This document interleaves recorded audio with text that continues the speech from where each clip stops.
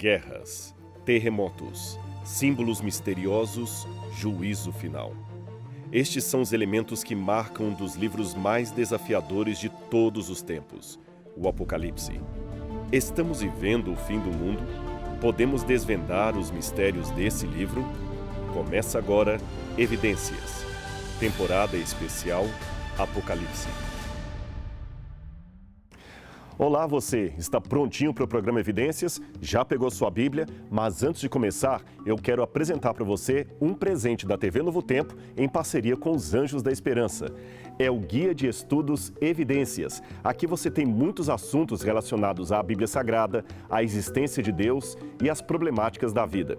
E eu espero que você aproveite bastante esse conteúdo que pode chegar aí na sua casa. É só você pedir através do 012 21 27 31 21 ou pelo site novotempo.com/estudo ou ainda biblia.com.br. Do carinho da Novo Tempo para você. Qual o sentido da vida? Qual o sentido da existência? Crises no lar e na sociedade, angústia generalizada, crises na política, na religião. Parece que o mundo marcha para o seu fim. Parece que não há saída para o dilema humano. Em quem nós iremos nos apoiar? Em quem devemos depositar as nossas esperanças, as nossas certezas? É aqui que entra a mensagem do Apocalipse. E ao contrário do que você certamente já ouviu por aí, longe de ser um livro indecifrável, cheio de mistérios, antes de ser um livro catastrófico, o Apocalipse pode ser um manual de esperança, o melhor manual de esperança que eu possa lhe recomendar. Eu sei que uma pessoa lendo o Apocalipse pela primeira vez vai ficar confuso com um jogo de imagens de dragão, seres mitológicos, Satanás, Deus. Mas calma, estamos aqui para ajudar você a compreender melhor esse livro de esperança. Quando eu digo isto, não entenda como uma soberba confessional sobre você, de maneira alguma. O Evidências não é feito por tecnólogos em divindade. O que nós vamos fazer aqui é, num primeiro momento, colocar o Apocalipse dentro do seu arcabouço histórico e contextual para facilitar a compreensão das imagens que ele apresenta. Deixe-me explicar isto melhor para você. A falta de uma contextualização de uma fala ou de uma expressão idiomática ou até mesmo de uma piada pode trazer problemas sérios de comunicação. Um exemplo disso aconteceu com o ator e diretor de cinema Woody Allen. Uma vez ele declarou numa entrevista que tomar banho é esnobismo, ou seja, é ser snob, metido à besta. E olha que ele disse que só tomava banho em ocasiões muito especiais. Essa declaração de Woody Allen ficou famosa e muita gente que não fala inglês pensou que ele simplesmente não gostava de tomar banhos regularmente.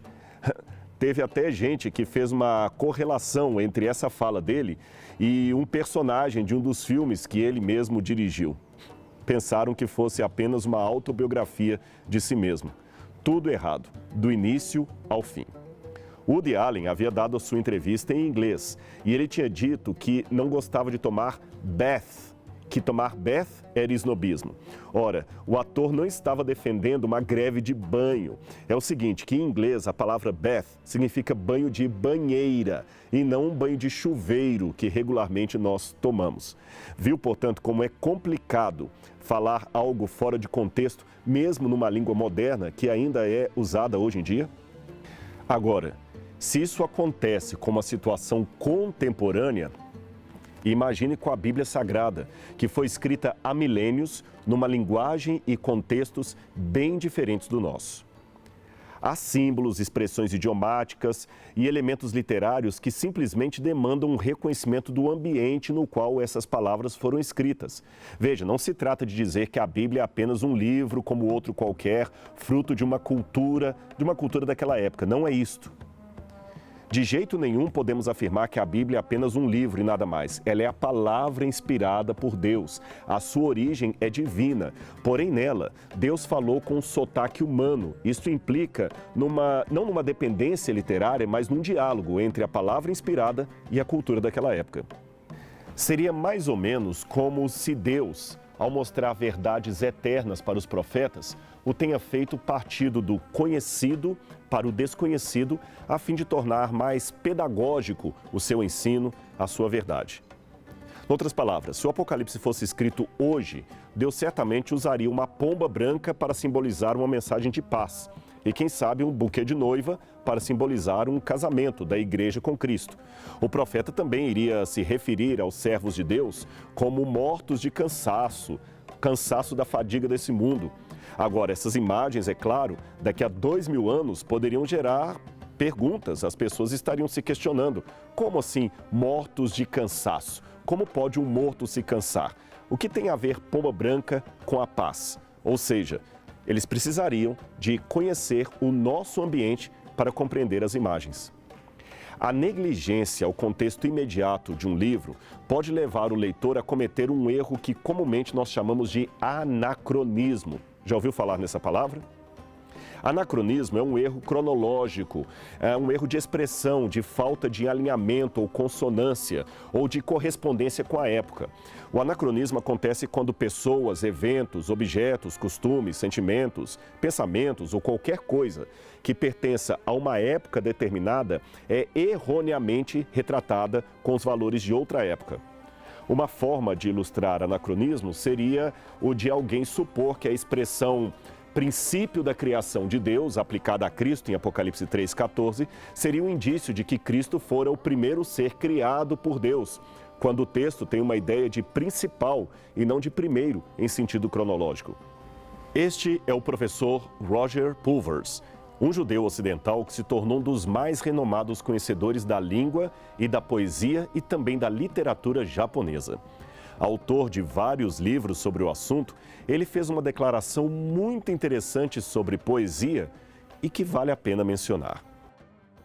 Os poemas, dizia ele, ainda podem existir como poemas na tradução, se os tradutores forem profundamente inspirados pelo original e se o tiverem assimilado o suficiente para recriá-lo em seu próprio idioma.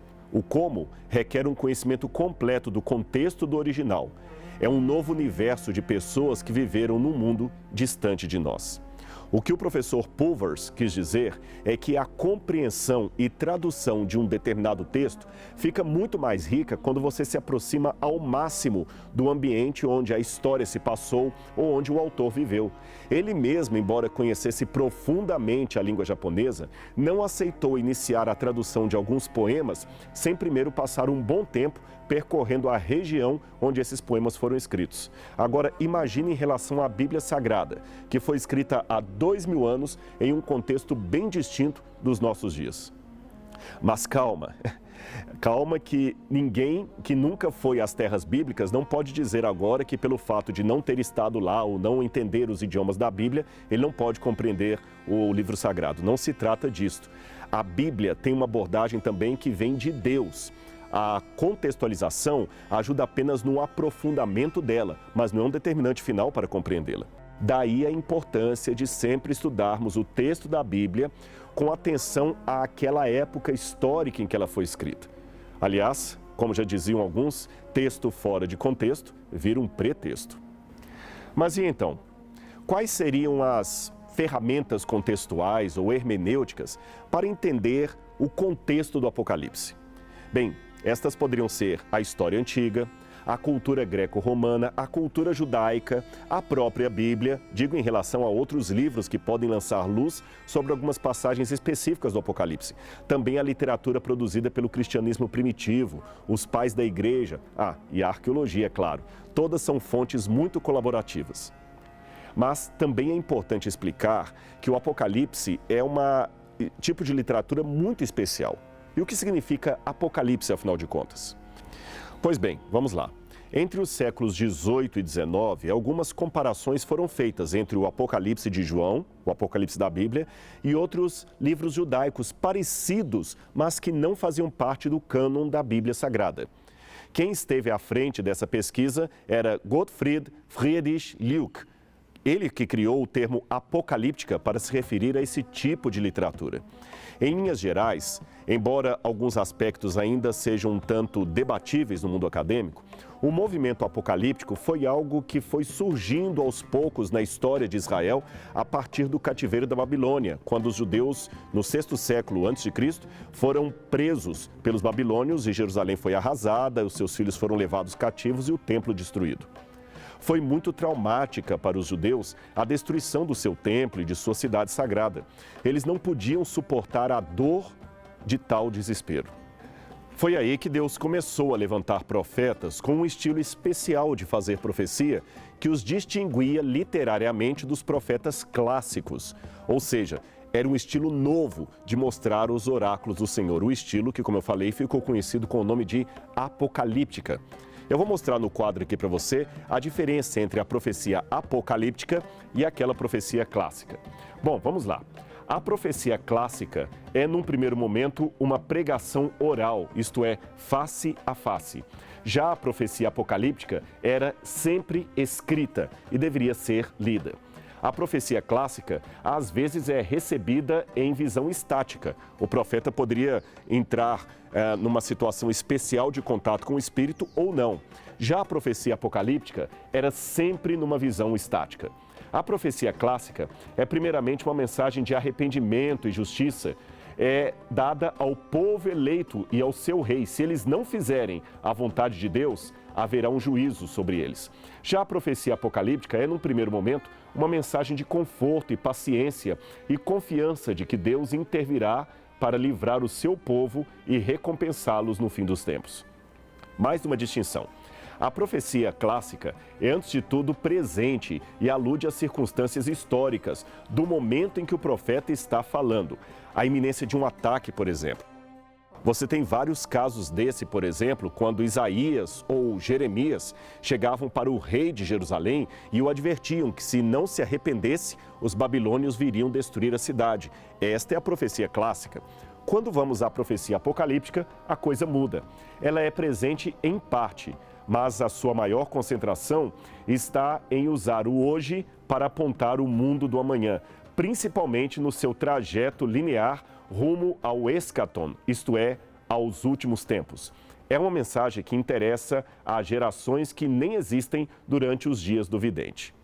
Outro detalhe curioso, a profecia clássica, ela não precisa de intérprete. O próprio profeta fala e todo mundo entende. Já a profecia apocalíptica geralmente usa um intérprete. Pode ser um anjo, a própria voz de Deus.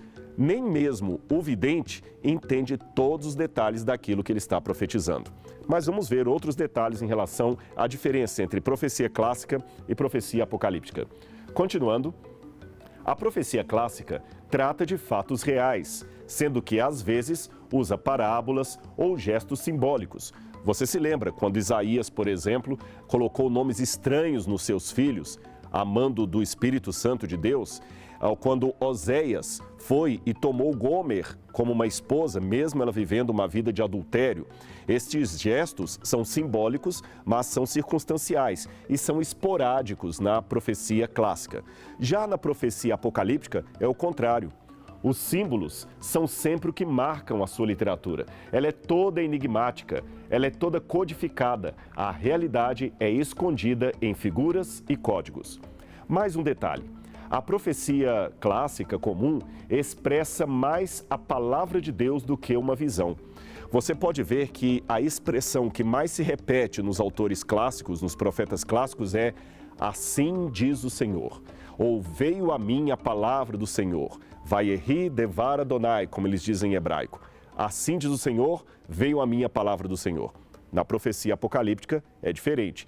Ele já prefere falar sobre "vi e ouvi", "vi e ouvi", ou uma voz que dizia "escreve", como de fato encontramos várias vezes no Apocalipse. E para terminar, temos mais uma distinção. A profecia clássica tem uma visão otimista do mundo. Diz que, se o povo for fiel, as bênçãos existentes neste planeta serão derramadas sobre eles sem medida. Já a profecia apocalíptica tem uma visão um tanto catastrófica do mundo. Ela é dualista e só acredita numa restauração escatológica. Restauração escatológica é a restauração do fim dos tempos. Essa palavra escatológico vem de eschaton, em grego, que significa o que está por último, o fim.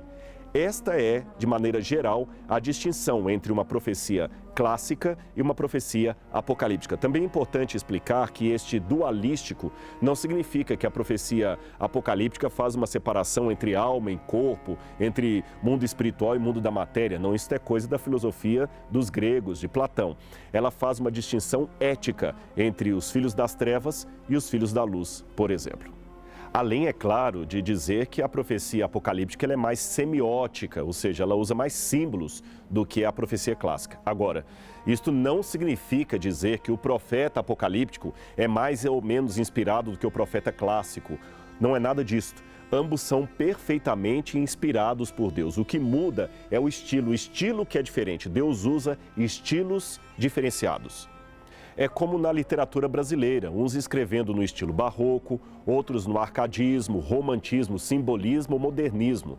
Mas todos são escritores brasileiros. Do mesmo modo, a Bíblia. A única diferença é que os estilos literários do Brasil são de inspiração completamente humana, ao passo que os estilos literários da Bíblia, ainda que sejam similares a outros não inspirados, são de origem divina.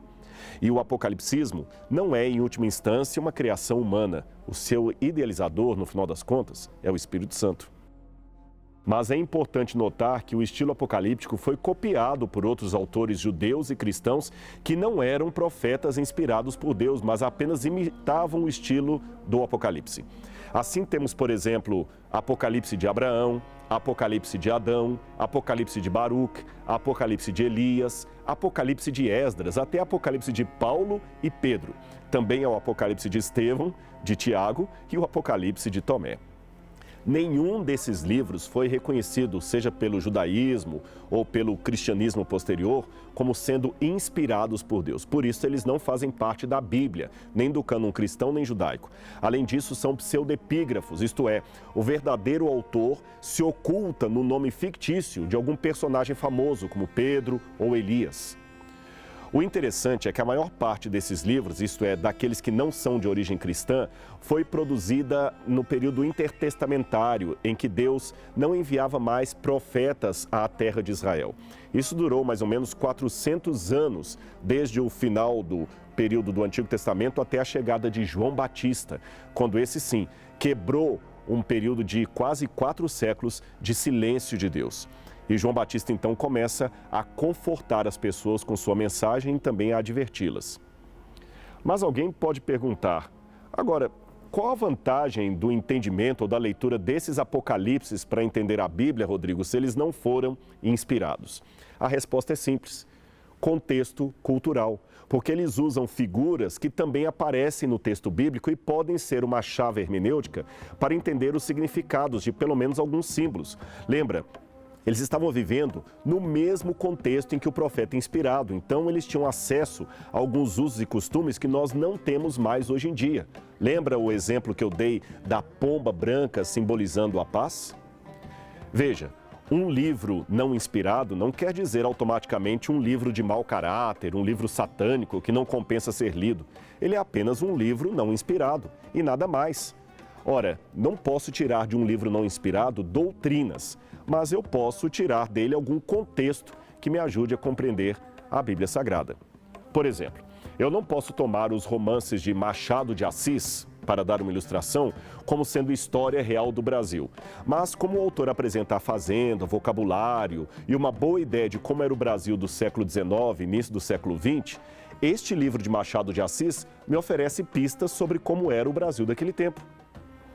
Outra questão importante é que esses apocalipses não inspirados podem eventualmente preservar alguma tradição oral que os judeus tinham na época do Novo Testamento e que hoje se perdeu. Quer um exemplo? Eu vou mostrar para você. Eu tenho aqui em minhas mãos uma réplica de um dos manuscritos do Mar Morto. Este aqui é exatamente o manuscrito do Filho do Homem. Esse manuscrito é uma cópia apocalíptica que não tem referência na Bíblia Sagrada e que foi feita por volta de 200 anos antes de Cristo. Materiais como este são valiosíssimos para entendermos o contexto da Bíblia Sagrada. Este, por exemplo, é uma das cópias fragmentárias que foram encontradas no Mar Morto e que se intitula O Livro de Enoque. alguns pensam que seria uma espécie de apocalipse judeu não inspirado.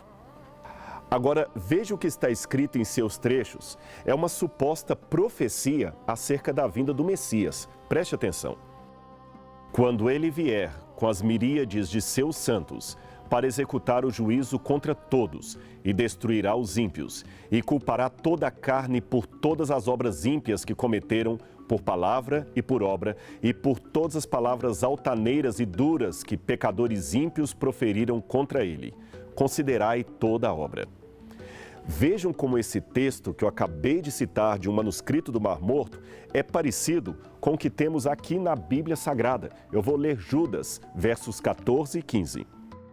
Quanto a estes, foi que profetizou também Enoque, o sétimo depois de Adão, dizendo: Eis que veio o Senhor entre suas santas miríades para fazer convictos todos os ímpios, acerca de todas as obras más que impiamente praticaram, acerca de todas as palavras insolentes que ímpios pecadores proferiram contra ele. Um outro exemplo, também tirado aqui do livro de Judas, é quando ele fala de uma contenda entre Miguel e o diabo por causa do corpo de Moisés. Isto não está em parte alguma do Antigo Testamento, certamente uma tradição que se perdeu. Infelizmente, nós não dispomos do texto original de onde Judas tirou essa história. Contudo, sabemos que ela pertence ao Apocalipse da Assunção de Moisés. Isto devido a um antigo testemunho dado por Orígenes, que viveu no terceiro século depois de Cristo. Orígenes escreveu assim: Temos agora de declarar, em concordância com as declarações escriturísticas, como os poderes de oposição ou o próprio maligno em pessoa guerreia com a raça humana, incitando e instigando o homem a pecar. E em primeiro lugar, no livro do Gênesis, a serpente é descrita como tendo seduzido Eva, segundo a qual, num livro intitulado A Assunção de Moisés, um pequeno tratado do qual o apóstolo Judas faz menção na sua epístola, o arcanjo Miguel, quando disputava com o maligno acerca do corpo de Moisés, disse que a serpente, primeiramente inspirada pelo maligno, era a causa da transgressão de Adão e Eva. Você percebeu? Esses exemplos que eu dei só nos levam a crer que o apocalipsismo exerceu uma grande influência nas origens do cristianismo, que o aperfeiçoou e centralizou tanto na obra messiânica de Jesus de Nazaré, quanto em sua promessa de um dia regressar à terra para buscar a sua igreja. É nesse sentido que os apocalipses judaicos nos ajudam a entender o apocalipse cristão, mesmo sem terem sido inspirados. E o nome não ficou apenas nos livros. Houve também grupos apocalípticos que levavam pregações escatológicas anunciando o fim do mundo e, algumas vezes, propondo até a violência para resistir ao Império Romano que eles tanto odiavam. Por isso ficaram reconhecidos como movimentos apocalípticos. Agora, veja então a definição de Apocalipse conforme adotada pela Sociedade de Literatura Bíblica, que atualmente é a maior agremiação do mundo em número de teólogos afiliados. Eles dizem assim: Apocalipse é um gênero de literatura de revelação com um arcabouço narrativo no qual uma revelação é mediada por um ser de fora do nosso mundo para um recipiente humano, descortinando uma realidade transcendente que é tanto temporal na medida que vislumbra a salvação escatológica, quanto especial na medida em que ele envolve um outro mundo sobrenatural. O Apocalipse intenta interpretar o presente, as circunstâncias terrenas, à luz do mundo sobrenatural e do futuro, e influenciar tanto a compreensão quanto o comportamento do público mediante a autoridade divina.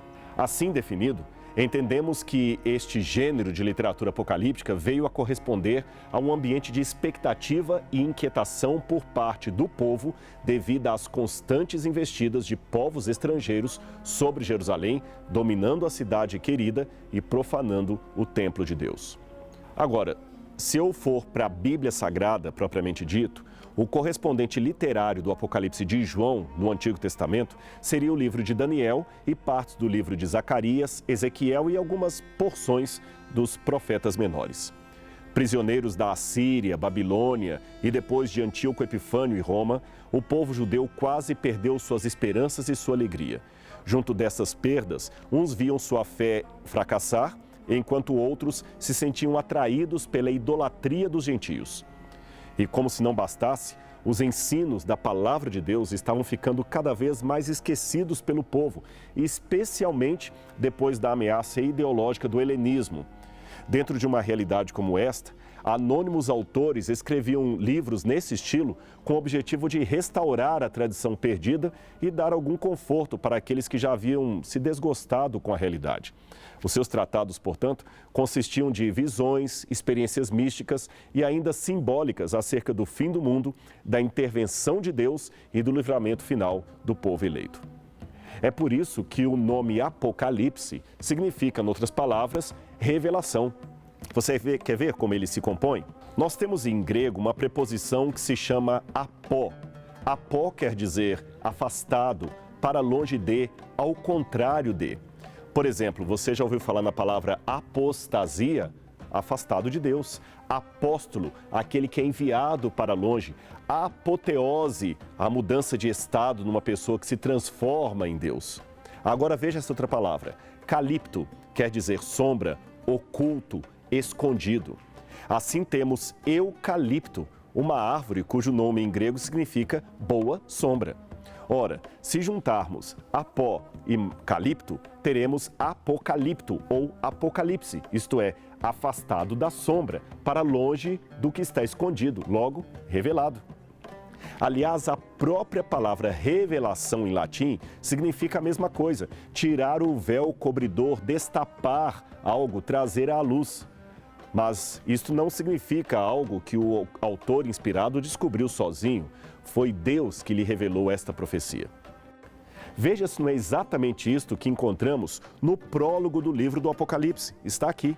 Revelação de Jesus Cristo, a qual Deus lhe deu para mostrar aos seus servos as coisas que em breve devem acontecer. E pelo seu anjo as enviou e as notificou a João, seu servo. Apocalipse 1, verso 1. Esta é uma imagem do Códex Vaticano, um manuscrito do quarto século de nossa era, com uma introdução do Apocalipse escrito em grego. Veja a primeira palavra na linha Apocalipse de João, o teólogo, escrita em destaque com letras vermelhas. Mas este prefácio, como está redigido em grego, dá a entender que o verdadeiro autor do Apocalipse não seria João, e sim Jesus. A revelação é de Jesus Cristo, que pode ser diversamente entendida como uma revelação que pertence a Jesus, uma revelação sobre a pessoa de Jesus, transmitida ou dada por Jesus Cristo, ou ainda a revelação que procede do Cristo. Gramaticalmente falando, todas essas leituras são possíveis. E o que elas querem dizer? Numa simples e objetiva resposta. O Apocalipse é a esperança, é a mensagem e boa nova igual ao dos evangelhos. É a resposta de Jesus ao mundo conturbado, que diz a seus filhos: não se preocupem, queridos, estou voltando para buscar vocês. O Apocalipse é Deus dizendo: eu amo vocês e ainda cuido de cada um. Em breve voltarei.